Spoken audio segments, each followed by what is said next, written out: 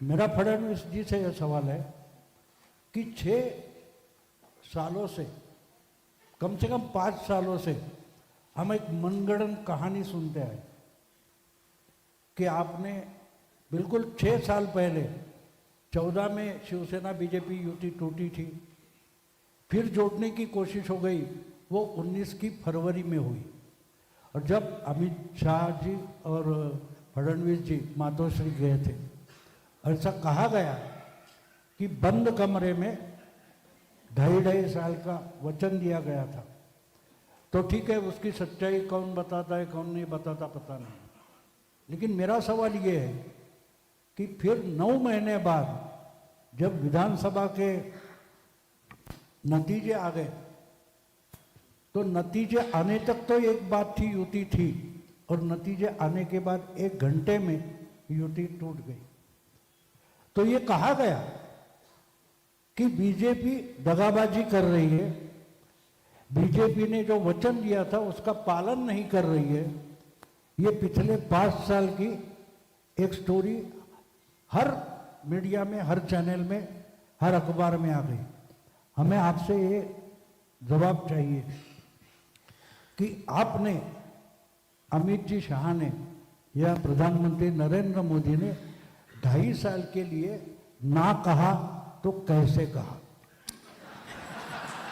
क्योंकि मैं मजाक नहीं कर रहा हूं, मैं सीरियस क्वेश्चन पूछ रहा हूं। 5 साल से हम ये स्टोरी सुन रहे, ये सुन रहे भाऊ ने, लेकिन ना वो बता रहे, उद्धव ठाकरे ना बता रहे कि भाई इन्होंने ईमेल भेजा, व्हाट्सएप भेजा कि नहीं 2.5 साल नहीं दूंगा, ये इन्होंने नहीं कहा। लेकिन उद्धव ठाकरे जी जो ना बोल रहे कि हमको ना कहा गया, तो वो किस माध्यम से कहा गया, ये सवाल है। भाऊ ने बहुत सटीक प्रश्न यहां पर किया है।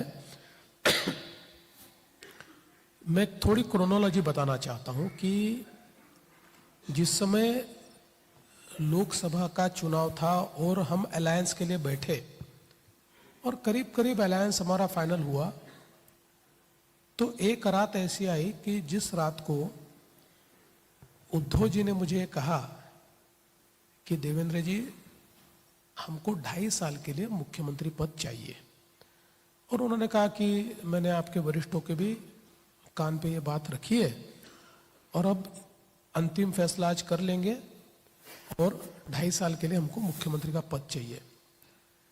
रात में करीब 1 बजा हुआ था। मैंने कहा देखिए ये कोई फैसला तो मैं नहीं ले सकता, क्योंकि मेरी पार्टी एक पार्लियामेंट्री बोर्ड के थ्रू फैसला करती है। तो मैं ये प्रयास करता हूँ, हमारे अध्यक्ष अमित भाई है, मैं अमित भाई से बात करता हूँ। तो रात को 1 बजे मैंने फ़ोन किया, फॉर्चुनेटली अमित भाई भी जगे थे। तो मैंने उनको कहा कि अभी करीब करीब हम सीटों पर तो मान गए हैं, आगे का भी सारी चीज़ें मान्य हो गई है, लेकिन उनका कहना है कि हमको 2.5 साल के लिए मुख्यमंत्री का पद दिया जाए। तो अमित भाई ने मुझे कहा कि नहीं, ये हमको मंजूर नहीं है और आप उनको कहिए कि हमको मंजूर नहीं। मैंने कहा अगर उनका कहना है ये मंजूर नहीं है तो हम अलायंस नहीं करेंगे। तो 2 टूक बात मुझे अमित शाह जी ने कही कि आप कह दीजिए कि नहीं होगा फिर अलायंस। और उसके बाद मैंने उनको कहा कि नहीं, हमारी पार्टी को ये मंजूर नहीं है, हम 2.5 साल का मुख्यमंत्री पद आपको नहीं दे सकते। जो भी अभी यह है 5 साल, चूंकि हम सबसे बड़ी पार्टी है, आगे भी सबसे बड़ी पार्टी रहने वाले हैं, तो 5 साल मुख्यमंत्री पद हमारा होगा। हाँ, हमने पिछली बार डिप्टी सीएम आपको नहीं दिया था, तो हम डिप्टी सीएम आपको दे सकते हैं। तो उद्धव जी ने कहा कि नहीं, फिर तो नहीं बन पाएगा। वो अपने रास्ते चले गए, मैं अपने रास्ते चले गया और हमारा अलायंस नहीं हो पाया। करीब 4 दिन के बाद उद्धव जी के यहाँ से संदेश आया कि वापस बात करना चाहते हैं। तो जो संदेशवाहक था, मैंने उसको कहा कि भैया देखो, इसमें नए सिरे से तो बात नहीं हो सकती। अगर वो अपनी 2.5 साल वाली मांग पर अड़िग है तो मेरी पार्टी उसमें मान्य करने को तैयार नहीं है। तो उन्होंने कहा नहीं, उन्होंने वो बात छोड़ दी है, उनको अभी 1 आध सीट बढ़ाकर चाहिए लोकसभा की, वो अगर आप देते हो तो वो 2.5 साल वाली बात छोड़ देंगे। हम वापिस बैठे तो उन्होंने कहा हमको पालघर की सीट चाहिए। तो मैं भी उस पर भी तैयार नहीं था। मैंने कहा ये तो हमारी पारंपरिक सीट है, हम इतने बार जीते हैं, लगातार हम लोग जीतते हुए आए हैं, बाई इलेक्शन में भी हमने इसको जीता। तो उन्होंने कहा नहीं, ये सीट तो हमको देनी पड़ेगी। तो मैंने वापस बात की तो अमित भाई ने और सभी लोगों ने मिलकर मुझे कहा कि नहीं चलो यार, अपने इतने पुराने साथी, एक सीट से क्या फर्क पड़ता है, आप दे दो। तो हमने कैंडिडेट सहित वो सीट उनको दे दी, हमारा अलायंस हुआ। और मैं बताता हूं, अमित भाई को उन्होंने मुझे कहा कि जिस दिन हम प्रेस कॉन्फ्रेंस करने वाले थे, प्रेस कॉन्फ्रेंस के दिन, उसने एक दिन पहले उनका मुझे फोन आया, बोले देखो यार, हमारी एक प्रकार से एक फेस सेविंग हमारा भी होना चाहिए। तो मुझे लगता है कि अमित भाई पहले मातोश्री पर आए और वहां से हम प्रेस के लिए जाए। तो मैंने उस प्रकार से अमित भाई से बात की। अमित भाई ने कहा कि लेकिन आप उनको ये बोलिए कि कोई टॉक्स ओपन नहीं होंगे। मैंने कहा नहीं नहीं, उनसे बात हो गई, कोई टॉक्स ओपन नहीं होंगे। और हम लोग गए, फिर वो थोड़ा उससे मतलब जो अमित भाई को मैं लेकर जाने वाला था, उससे 1 घंटा पहले मुझे उनका फोन आया, बोले देवेंद्र जी मैं अमित भाई से कुछ बातचीत करना चाहता हूँ। मैंने बोला क्या बात करना है? वो तो वो ओपन नहीं करना है मुझे। क्या है कि पिछले 5 सालों में जो हमारी भावना रही कि हमारी बात नहीं सुनी गई, या जो भी हमारे बीच तकरारें, वो मुझे एक बार उनको बोल के आगे में ठीक सारी चीजें चले, इस प्रकार से उनके साथ मुझे बातचीत करने। मैंने बोला बहुत अच्छी बात है, बिल्कुल आपके मन की सारी चीजें बोल दीजिए और आप उनसे बात करिए। तो ये जो बंद कमरे वाली बात है, इसमें जो एक बड़ा सा आपका छोटा कमरा है, बाहर बड़ा कमरा है, बड़े कमरे में मैं, आदित्य और बहनी भाभी जी हम बैठे हुए थे, और एक ये दोनों भी साथ में हम लोग सब बैठे थे। फिर मैंने याद दिलाया, मैंने कहा उद्धव जी आप कुछ बात करना चाहते तो बोले हाँ, एक 5 मिनट। मैंने अमित भाई को बताया था, ये लोग 10-12 मिनट अंदर बैठे, फिर मुझे अंदर बुलाया। फिर बोले कि अभी बातचीत ऐसी हुई है कि एक फेस सेविंग हमको देना है, तो अभी जो आप प्रेस कॉन्फ्रेंस में ऐसा बोलिए कि सत्ता में हमको सहभागिता मिलेगी, समान रूप से हमको सहभागिता मिलेगी वगैरह, एक 3-4 चीजें उन्होंने कही। तो मैंने वो चीजें, ये तय हुआ कि सिर्फ मैं प्रेस में बोलूंगा, वो दोनों प्रेस में नहीं बोलेंगे। तो क्या बोलना है ये मैंने वहां बोल के दिखाया। फिर उन्होंने भाभी जी को बुलाया, फिर मैंने वो क्या कहते हैं उसको, रिवाइंड करते हैं ना, ऐसा अपनी कैसेट को रिवाइंड करके भाभी जी के सामने बोल के दिखाया। फिर वही मैंने हिंदी में भी बोल के दिखाया, और फिर वो अप्रूव हो गया। और उस अप्रूवल के बाद उन्होंने कहा अब सब अच्छा हो गया, अब हम चलते हैं। फिर हम लोग गए, वो ब्लू सी नाम का एक हॉल है, वहां पर हमारी प्रेस कॉन्फ्रेंस हुई।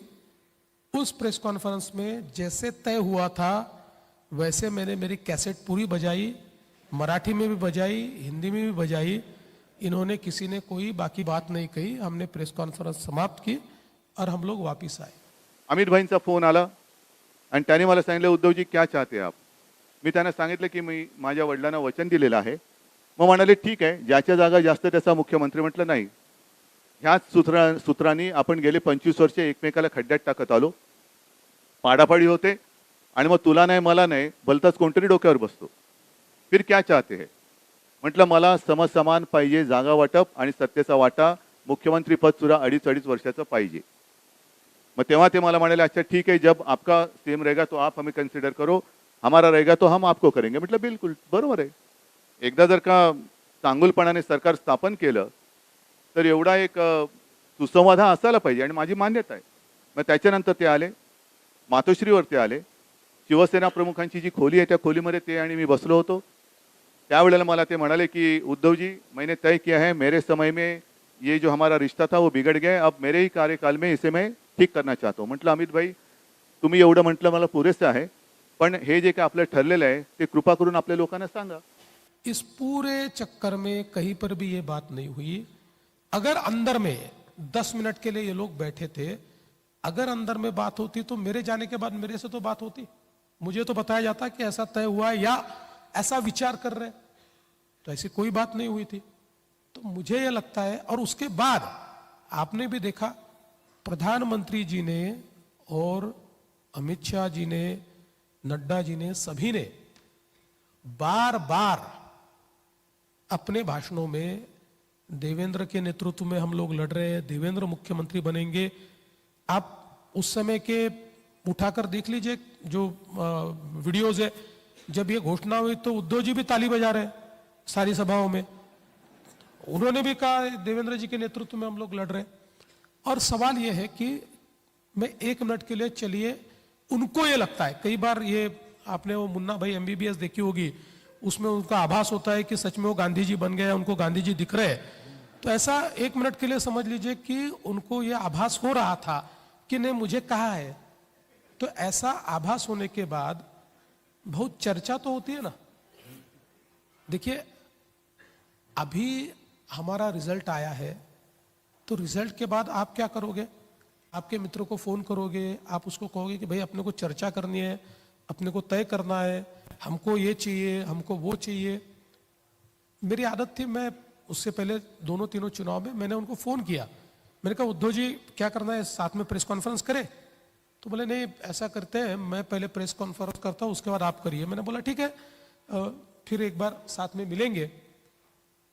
जैसे ही उनकी प्रेस हुई, उस प्रेस में उन्होंने कह दिया हमारे सारे विकल्प खुले हैं, हम किसी के भी साथ जा सकते हैं, दुसऱ्या टोकाला जाऊ हाँ आम्ही दुसऱ्या टोकाला जाऊ शकतो। और उसके बाद उन्होंने, मैंने जब उनसे बातचीत करने की कोशिश की, वो दिन था और सरकार बनी उनकी, वो दिन था, उन्होंने कभी भी फोन भी मेरा नहीं लिया, फोन पर भी बात करने से इनकार कर दिया। तो सवाल ये उठता है कि अगर आपको डिस्कशन करना है, अगर आपको ये आभास है कि नहीं मुझे किसी बंद कमरे में ये कहा गया था कि आपको CM का पद दिया जाएगा, तो चर्चा तो कर सकते थे। आपने चर्चा नहीं, क्योंकि आपने पहले दिन से तय कर लिया था कि अगर नंबर गेम फंसता है। और इसमें मतलब बाद में जो चीजें ध्यान में आई वो ये आई कि शरद पवार जी ने इनके साथ एक प्रकार से प्रीपोल टैसिट अंडरस्टैंडिंग की थी।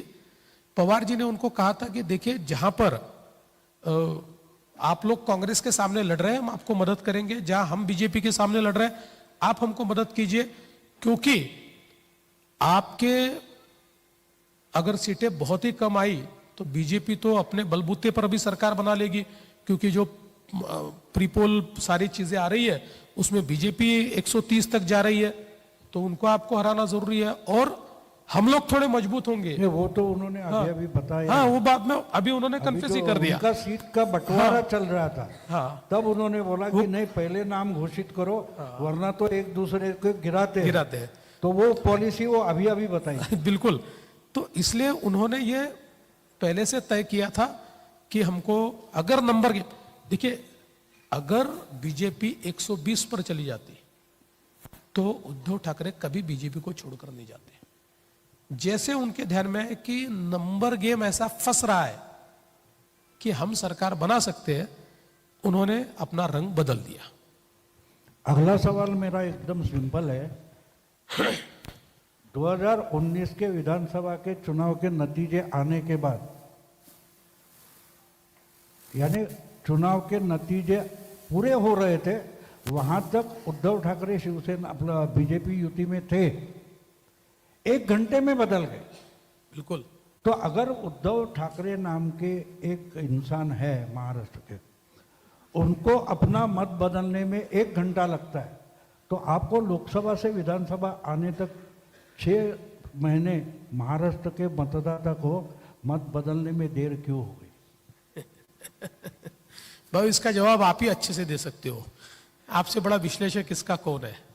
नहीं बिल्कुल, मैं इसीलिए पूछा है कि अगर 1 घंटे में, हम ये कहानी पिछले 2.5 महीने से सुन रहे कि ऐसा क्या हो गया, लोकसभा में ये था, विधानसभा में ये हो गया।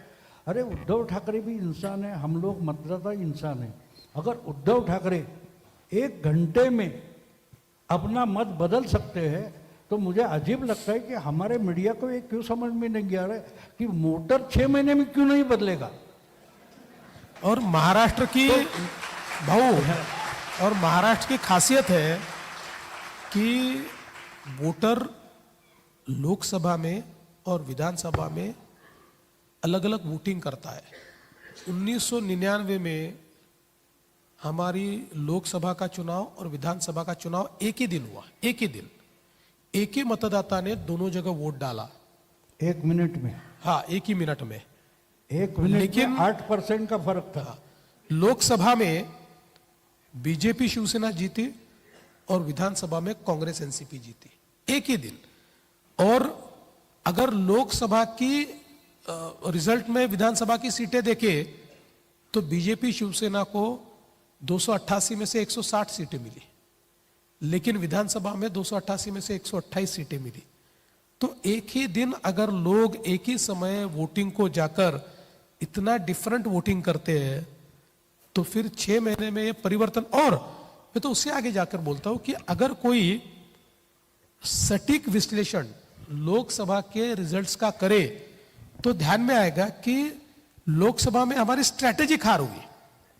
लोगों ने वोट कम दिया ऐसा नहीं है, वोट हमारा मिला हमको 0.3%। लेकिन हाँ, मतलब 43.9% उनको मिला, 43.6% हमको मिला।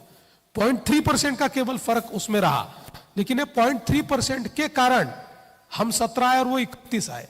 तो ये स्ट्रैटेजिक वोटिंग का नतीजा था, जहां हम विधानसभाएं जीत रहे थे लेकिन लोकसभा हार रहे थे। कि हम फेक नैरेटिव से हारे। ये मेरे लिए गलत इसलिए था कि बीजेपी हारी, ये फेक नैरेटिव था। बीजेपी हारी नहीं थी, क्योंकि अगर 31% से अगर 282 आते हैं तो 37% कुछ था तो 240 हो गए। इसका मतलब डकवर्थ लुईस है। बिल्कुल डकवर्थ लुईस, करेक्ट। तो अजीब इतना है कि हमारा मीडिया कुछ भी समझ नहीं पाता, ना फिल्म समझता है ना क्रिकेट समझता है, तो इसलिए उसको डकवर्थ समझ में नहीं आया और इसलिए फिर ये प्रॉब्लम हो जाता है। तो अभी मैं इनकी बात कहूँगा, ये अपनी स्ट्रैटेजी ओपन कर रहे थे कि अरे भाई 0.3% का फर्क है, 2 लाख का तो फर्क है, 1.5% वोटिंग बढ़ा देंगे तो उल्टा हो जाएगा, ये बोल रहे थे। लेकिन सामने वाले सुनने को कहाँ राजी थे। वो सुबह के 9 के प्रेस कॉन्फ्रेंस में लटके रहते हैं ना। तो एक इंसान सामने पत्ते रखकर खेल रहा है, ताश के पत्ते, लेकिन सामने वाला खिलाड़ी देख नहीं रहा था। मुझे उन पर गुस्सा आ रहा था उस वक्त, क्योंकि ये पत्ते सामने रखकर खेल रहे कि भाई 0.3% तो बदल करना है। तो इतना ओपनली अपनी स्ट्रैटेजी अपोजिशन के सामने रखने की हिम्मत आप में कहाँ से आई? नहीं, मेरे सामने अपोजिशन से लड़ने से भी ज्यादा, क्योंकि मैं ये जानता था कि इनसे लड़ाई हम लड़ सकते हैं, लेकिन अपोजिशन से लड़ाई लड़ने का मेरा इंस्ट्रूमेंट कौन था? वो मेरा कार्यकर्ता था। उसमें कॉन्फिडेंस फूकना ये बहुत जरूरी था। उसको ये बताना जरूरी था कि हम हारे नहीं है, हम स्ट्रैटेजिकली सीटों पर, हमारी सीटें कम आई है, लेकिन अगर हमारे एंटायरिटी में अगर हम देखें तो हम बहुत अच्छे तरीके से हम लोगों ने वोट लिए हैं, हमारे वोट बढ़े हैं और थोड़ी मेहनत से हम लोग इसको टर्न अराउंड कर सकते हैं। जैसा मैंने कहा था कि 2,50,000 वोट, 2,50,00,000 वोट एमवीए को मिले, 2,48,00,000 वोट ये हमको मिले। मैंने कहा था कि अगर 2,75,00,000 वोटों पर हम पहुंच जाएंगे तो लैंडस्लाइड विक्ट्री होगी, लैंडस्लाइड। और वही हुआ, हम तो 3 करोड़ तक पहुंच गए और एक लैंडस्लाइड विक्ट्री हुई।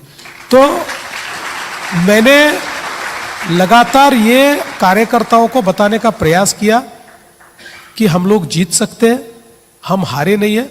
और तीसरा, मैं फेक नैरेटिव इसलिए बता रहा था कि मैं हमारे कार्यकर्ताओं को, विशेष रूप से जो विचार परिवार है, उसको भी अपील कर रहा था कि हमको जो आदत है, बीजेपी को आदत है पार्टियों से लड़ने की, चाहे कांग्रेस आ जाए, चाहे एनसीपी मतलब शरद पवार की पार्टी आ जाए, उद्धव ठाकरे की पार्टी आ जाए या और कोई पार्टी आ जाए, उनसे लड़ने की हमको आदत है। लेकिन जब उनकी जगह फोर्सेस लेते हैं, और ये जो एनार्किस्ट फोर्सेस है जिसको भारत जोड़ो का नाम दिया गया था, 180 संगठन है, इनसे लड़ने की आदत हमको नहीं है, हमारे पास वो स्ट्रैटेजी नहीं है। हम लोकसभा में इनके नरेटिव को काउंटर करने का उपकरण ही नहीं ढूंढ पाए। जो हमने बाद में हमारे ध्यान में आया कि इसका उपकरण तो अपने परिवार में है, अपने विचारों में है। क्योंकि ये जो सारी 180 संगठनाएं हैं, ये जिन फील्ड में काम करते हैं उन फील्ड का 10% हिस्सा ये है, उन फील्ड का 60% हिस्सा ये तो हमारी संगठनाओं के पास है। तो इसलिए फिर हम लोगों ने फोर्सेस के खिलाफ नेशनलिस्ट फोर्सेस उतारे। तो ये जो 6 महीने का परिवर्तन है, ये एनार्किस्ट फोर्सेस के खिलाफ जब नेशनलिस्ट फोर्सेस उतरे तो हम तो पॉलिटिकल लड़ाई लड़ रहे थे, पॉलिटिकल लड़ाई हम जीत ही रहे थे, लेकिन फोर्सेस की लड़ाई हम लोग जीते। राजश्री फिल्म की 2 फिल्में वो उन्होंने उल्टी देखी। जी बिल्कुल। वो जो पहले फिल्म आई थी हम आपके है कौन, और बाद में आई हम साथ साथ हैं। साथ साथ है, करेक्ट। शायद उन्होंने लोकसभा में वो दूसरी फिल्म पहले देखी थी और बाद में पूछने लगे हम आपके है कौन। तो ये शायद इनके दिमाग से निकला होगा, मुझे पता नहीं, लेकिन इनके दिमाग में क्या चल रहा है जब मैं सोचता था तो मुझे लगा कि शायद देवेंद्र 2 फिल्में उल्टी करके दिखा रहे हैं।